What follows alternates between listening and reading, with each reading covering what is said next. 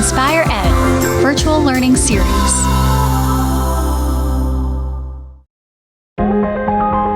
Welcome to InspirEd. As we continue to watch the COVID-19 pandemic evolve in Ohio, this school year looks different for everyone, and that is why InspirEd was created by the Ohio Department of Education's Office for Exceptional Children and OCALI. Each week, this virtual learning series brings you information and resources on a variety of topics to help support learning and successful outcomes for students. Whether you're an educator supporting students with disabilities, an administrator providing resources to educators, or a family member navigating your role during at-home learning, InspirEd is for you. The content of this webinar has been pre-recorded, but we want to encourage your participation. If you have any questions or comments, we invite you to be part of the discussion by using the chat feature. Questions will be answered throughout the webinar, and later we'll be providing a link in the chat to a brief survey. By completing a survey, you'll be able to access a certificate verifying your attendance in this webinar. During this very unique time of learning, connecting and exchanging ideas is a key to inspiring success. Welcome, and thanks for joining us. Hi, I'm Denise Sawan Caruso, Regional Consultant with the OCALI Autism Center. And I'm Julie Short, Regional Consultant with the Autism Center at OCALI. Our topic today is supporting positive behaviors at school and at home, strategies to help reduce interfering behaviors, Part 2. And for those of you who joined us for Part 1, you will recall we discussed antecedent-based interventions, or ABI. We shared with you strategies that are evidence-based and focused on identifying the conditions in the environment that may be contributing to the occurrence of an interfering behavior, which is a behavior that we want to replace with a more appropriate one. We explained that setting up the environment, whether it be at school or at home, with specific strategies, including visual schedules, often provides necessary support that children need in order to be more successfully engaged in instruction. And if you haven't seen Part 1, we encourage you to view that segment as well. You can find the archived version by visiting the InspirEd Virtual Learning Series from OCALI's main webpage. So, for Part 2, let's continue to discuss antecedent-based interventions for both school and home environments with a focus on supporting emotional regulation and sensory needs for our students with disabilities, as well as how to help them cope with changes. We can all agree that the pandemic has created a host of emotions for many of us: confusion, disappointment, worry, anxiety. Even in these troubled times, we have likely been able to figure out coping strategies to best support ourselves in managing our emotions. What we need to remember, though, is that for many of our students, just like the young child in this picture wearing a mask, their world has been turned upside down since this pandemic began, and managing their emotions in a socially appropriate way may be difficult. Having to adapt to a new way of learning, with interruptions to their schedule and routines, along with social distancing guidelines, can greatly impact their social and emotional well-being. Lifestyle changes related to COVID-19 can also impact the sensory system and can lead to emotional dysregulation. Dysregulation can come in different forms, such as aggression, meltdowns, withdrawal, anxiousness, distractibility, and even fatigue, just like this person with their head down. And for some of our students, they may be unaware of why they are experiencing these emotions. Let's listen to Kelly Mahler, an occupational therapist, international speaker, professor, and an author, describe what it's like for youth who have sensory sensitivities and the impact it has on their behavior. She explains the underlying reasons why we see challenging behaviors, and often it is due to sensory differences. These children have extensive sensory differences, so it becomes a very imperative area to understand and support. Many times their sensory needs, they present as what we call like challenging behaviors, but it's really the underlying, we need to get better at understanding the underlying reasons why we see these challenging behaviors, and many, many times it's due to sensory differences. Those sensory differences may be differences with what we call the external senses, so their ability to take in information from the world outside of their bodies or external to their bodies. So taking in sounds or sights, they could be very overly responsive to this input. So they could be really sensitive to noises, to bright lights. And that can cause many times overwhelm, overload, and meltdowns.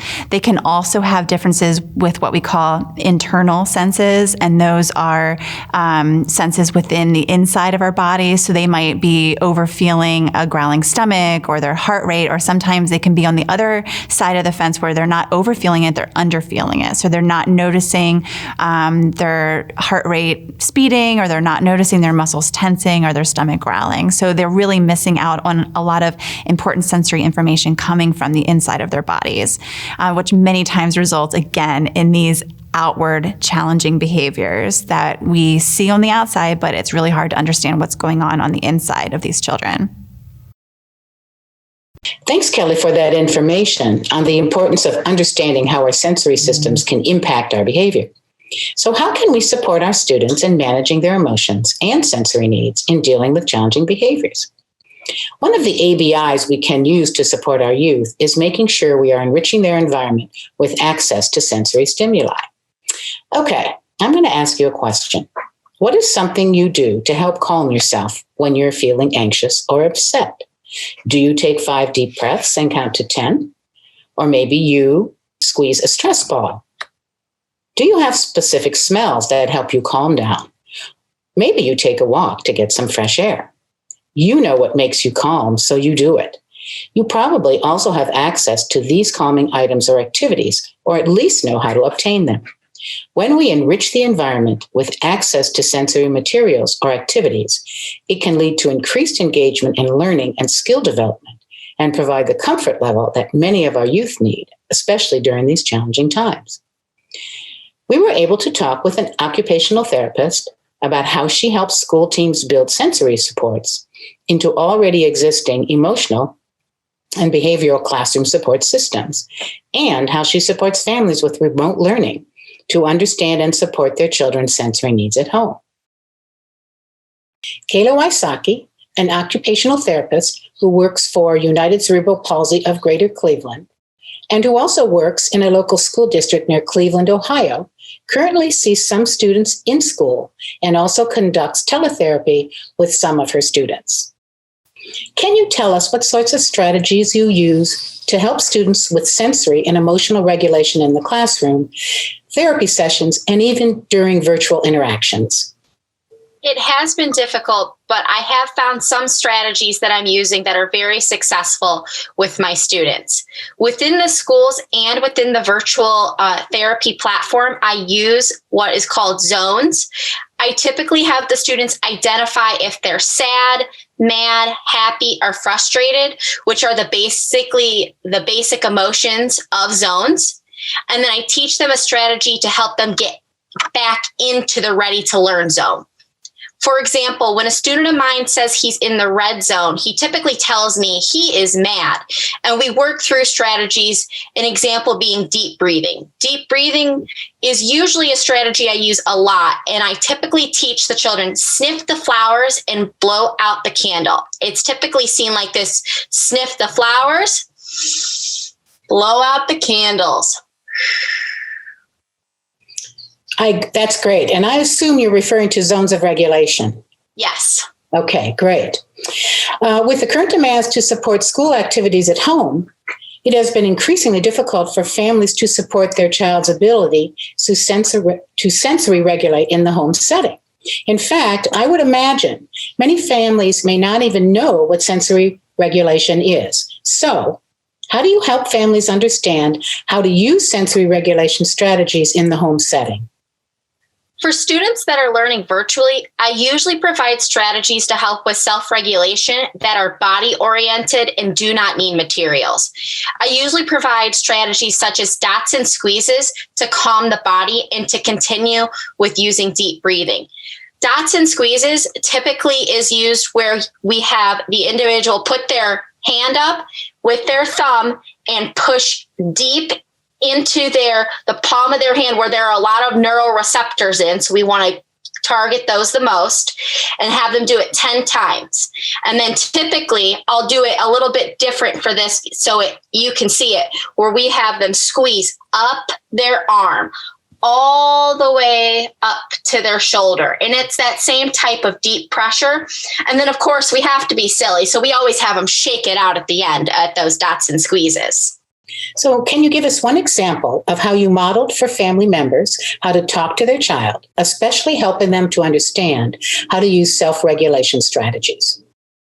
A general strategy I teach parents when helping them understand how to support self-regulation is to use a calm and steady tone of voice, as well as speaking to their child in language that they will understand.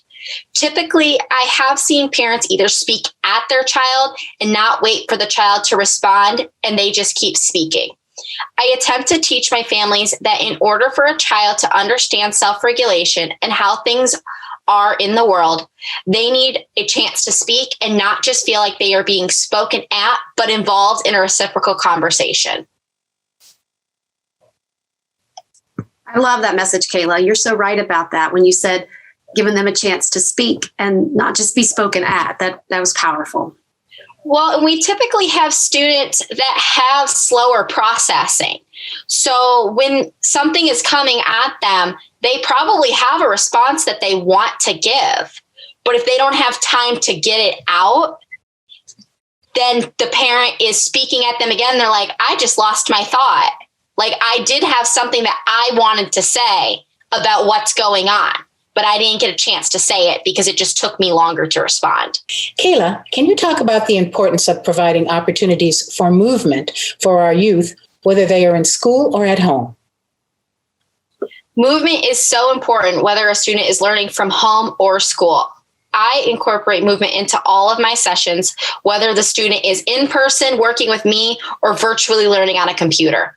I usually start with allowing the student to choose to their best ability how they want to learn, either by allowing them to stand, sit, kneel, or work on the floor, and allowing them to choose the movement activity they would like to participate in. I usually give a few choices of what I want them to work on for movement, and then I let the child choose the one they would like to participate in. Movement always needs to be related back to emotional regulation in my mind. If a student is tired, they might not be able to learn to the best of their ability. Movement can help with getting the child back into that ready learning mode, which is why I incorporate into all of my sessions, whether they are virtual or in person. I agree with you about giving choices for students to choose what helps them self-regulate, since they really know their bodies best. Great information shared by Kayla. So why don't we take a look at examples of some tools and strategies to include in both the school and home environment to support emotional regulation and sensory needs.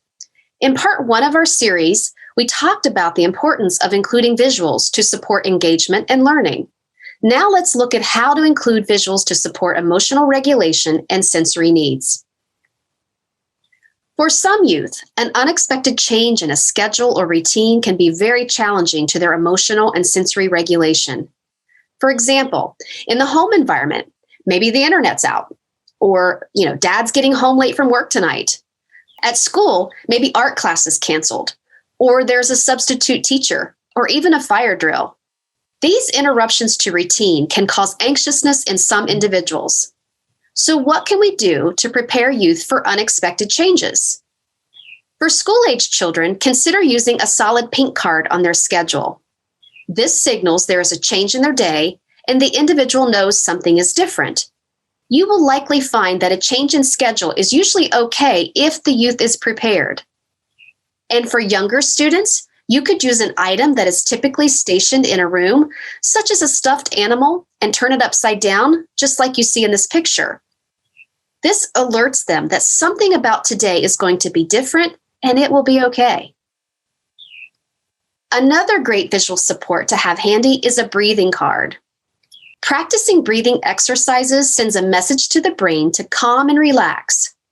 Breathing helps to calm a person's mind, recenter their body, and facilitate emotional regulation. You could provide these breathing cards in the self-regulation area of the classroom, on a student's desk, or at home as daily reminders to practice breathing when feeling overwhelmed. As the cards indicate, a student is taught to inhale for 4 seconds, hold their breath for 7 seconds, and then exhale for 8 seconds. You could also just use pictures to represent breathing exercises, such as smelling a flower and blowing out a candle.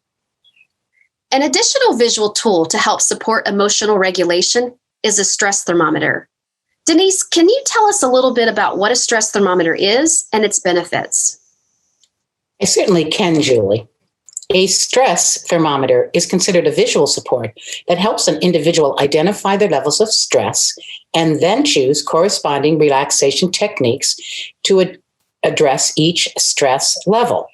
As you can see from this visual support, the bottom of the thermometer is considered no stress, and as you move up the thermometer, levels of stress are identified with strategies to cope at each stress level. Let's see this stress thermometer in action. Before I actually was kind of like this, I kind of used to be a bit out of control. This kind of helps me how I feel about what emotion I'm feeling and what kind of and ways that can help me relax. Okay. Purple is like no stress or anger. I'm just relaxed. Blue means some stress. Means very low level of stress. The green kind of means some stress, but not enough to make me go out of control. Yellow means I have a moderate amount of stress, but I'm still in control. The orange means I'm starting to lose my control, and the red means I'm out of control. It was great that the boy in the video was able to use his stress thermometer to help manage his emotions. He knew just what to do when he was at a certain level. I also loved how he had a visual of a break card right in his pocket. And speaking of breaks, let's discuss another strategy for those having difficulty with managing their emotions and stress levels. In part 1, we shared with you how to set up learning environments for school and home. Now let's consider how to add a home base or a calming spot to your home or school environment to help with self-regulation. This is an environmental structure often chosen by the individual that makes them feel safe and comfortable. It may also include some of their favorite items. A home base or calming spot can be in the home environment and also in the school setting. During the pandemic, when setting up a home base or calming area in the classroom, be aware of your health department's guidelines to keep students safe and healthy. We also realize that any home base or calming area will need to be for an individual rather than a shared area. Having said that, let's look at some examples for the school environment. In this example, a small tent is used as a calming area in a kindergarten classroom. It includes a variety of sensory items that the individual can use when accessing this area to support their self-regulation. Calming areas are also designed to support an individual when taking a break from a stressful situation, regaining emotional control to avoid a meltdown, recovering after a meltdown, or preparing for review of the day's events. On the left, in this picture, is an example of a calming area in a middle school classroom. The teacher provided a comfortable chair with highly motivating books and magazines for a student to use in that area. On the right, the same idea was used in a high school classroom using a rocking chair. You will also notice that this was combined with an individual work area. It is important to be mindful that this area is not designed as timeout, but rather a place that reduces environmental demands placed on the individual and/or to help decrease their internal stress. Our last home base example is a simple but creative idea in a kindergarten classroom. The teacher used a folding table with a plastic tablecloth over the table and placed all of these items in the corner of the classroom. She provided a soft rug and pillow, as well as an electronic device used as a calming tool for the student to use when in that area. Now, Julie, why don't you share how families can set up a home-based calming spot in their home? I know this is something you have personal experience with as you have a daughter with special needs. Sure, Dee. As you can see, the calming area can be indoors or outdoors, equipped with pillows, music, fidgets, and other items comforting to the individual. The image on the right is actually my daughter's home base area. This is her go-to area when she needs a break and downtime to self-regulate. It's located in the corner of her bedroom, and she was actually involved in choosing the location of the area and what to put in it. It's really been helpful to her, especially during this pandemic. The area can be as simple or as creative as you want it to be, as shown in the picture of a dad painting a cardboard house for his little girl. It can be motivating to get the youth involved in helping to design his or her calming area. Recently, we had the pleasure of talking to Tessa Martin. She's the mom of a young son who has autism and is also a paraprofessional in a developmental disabilities classroom. Let's listen to what Tessa does for her son to support his emotional regulation and sensory sensitivities. Hi, Tessa. Thanks for talking with us today. I know you work really hard at meeting your son Marshall's emotional and sensory needs. And I know that you've designed a calming area in your home for your son to help him with his self-regulation. So how did you decide the location of the area in your home? And how did you choose what sensory materials and items to add to his calming corner? Okay, so this is a picture of Marshall's first sensory area, and he was around 2.5, 3 years old. So he was really young, and we didn't want him to be out of our sight. So we started with a beanbag chair and pillows and a blanket, and they were literally in the middle of the living room floor. So just so we could keep an eye on him. And he kind of chose the items. So whatever he liked as far as sensory wise, he's the one that chose those items. So this area, it continued to grow with him as he got older. We added a weighted blanket and a bubble lamp. It looks like an aquarium that has lots of colorful fish in there. And then once he started school, we worked with the school staff. So his teacher, his PT, his OT, his speech therapist, and they contributed a lot of ideas on what we should add to the sensory areas. They included things like that would be helpful to calm Marshall or to regulate him. And then just some of the things from school that he just really liked and he enjoyed. And those are things that if we hadn't have asked, we may not have known about. As Marshall continued to grow, both his sensory area and his supplies, they grew with him. So he became spending a lot more time in his room, and it became evident to us that Marshall was a sensory seeker. So eventually, most of his sensory items, they ended up in his room because that's where he wanted them to be. And it just made him happy to have all of that in his space.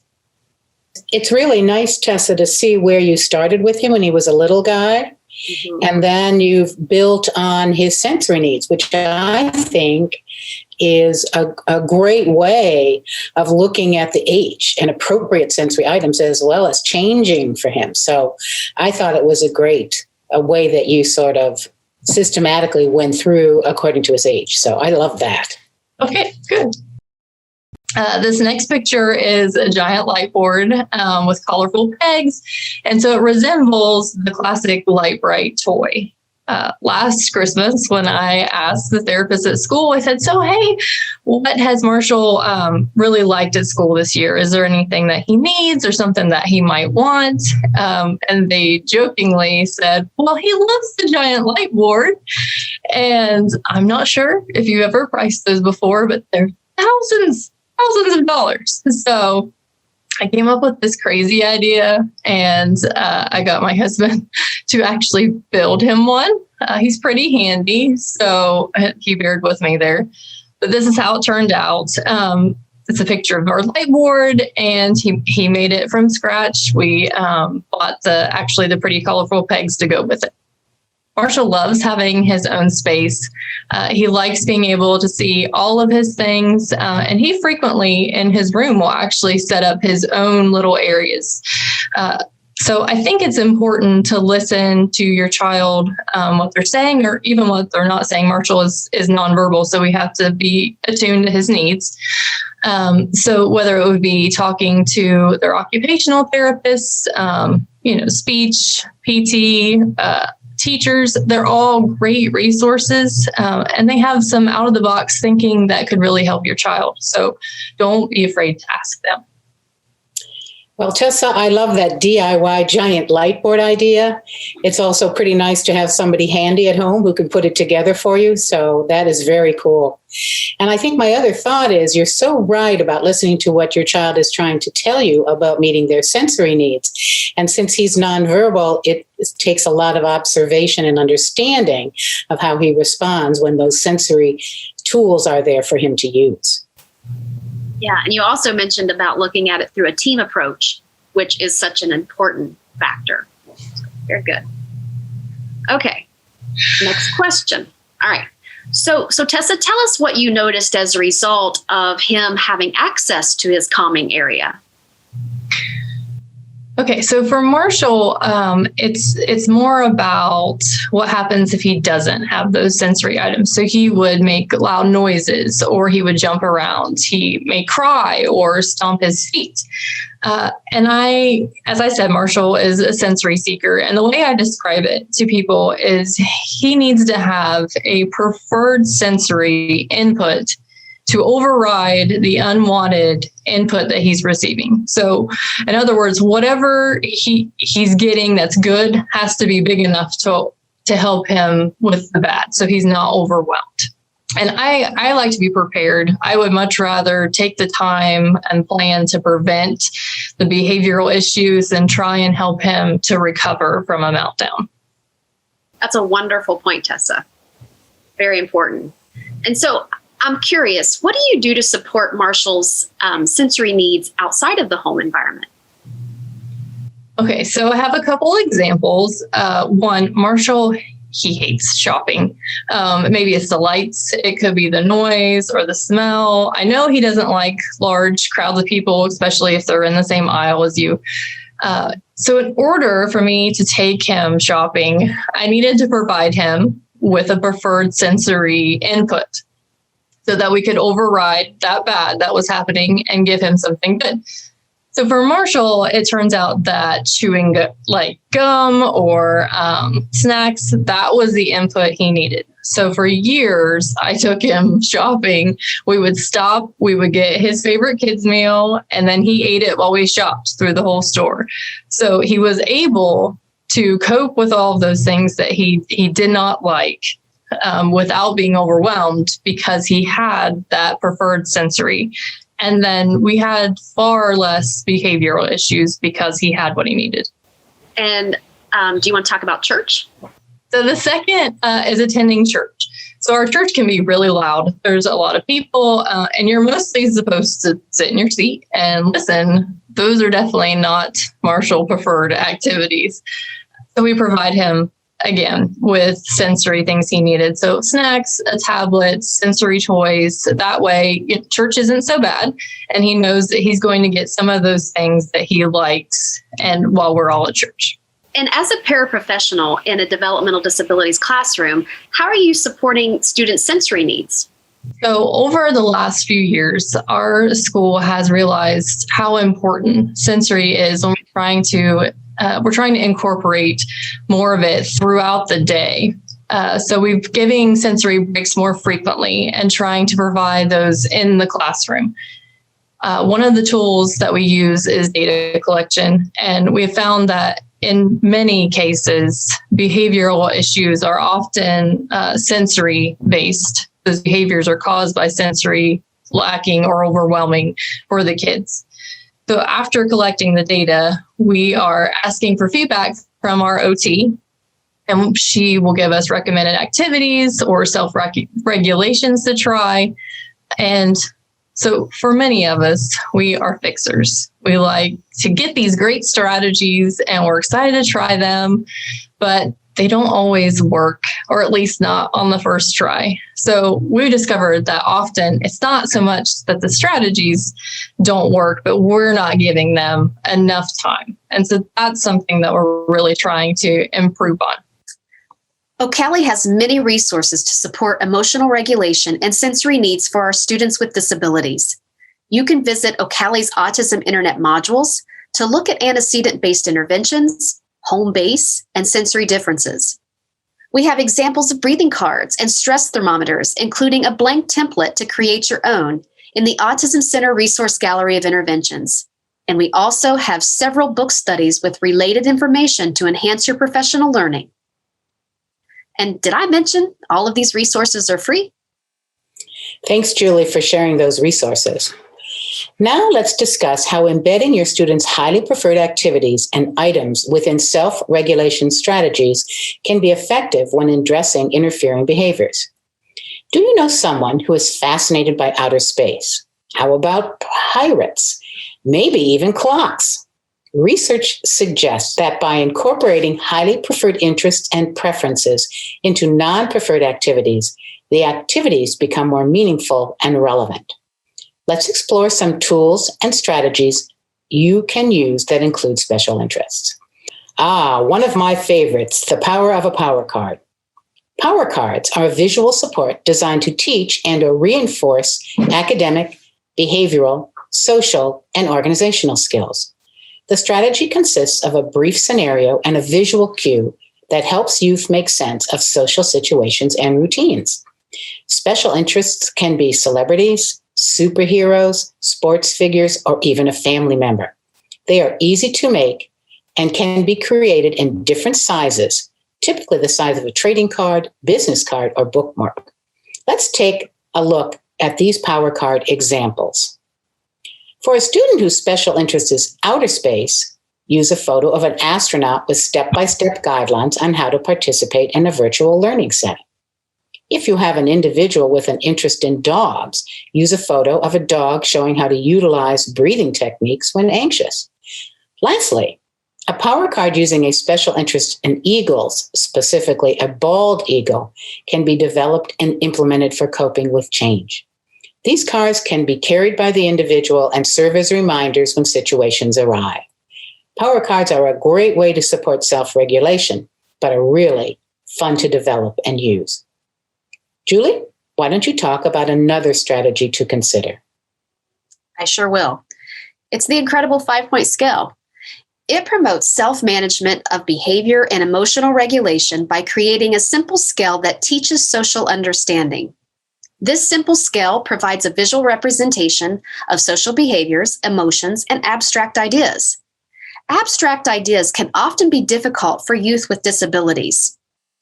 The incredible 5-point scale allows abstract concepts and feelings to be made not only personal, but presented visually, concretely, and remain unchanging or static.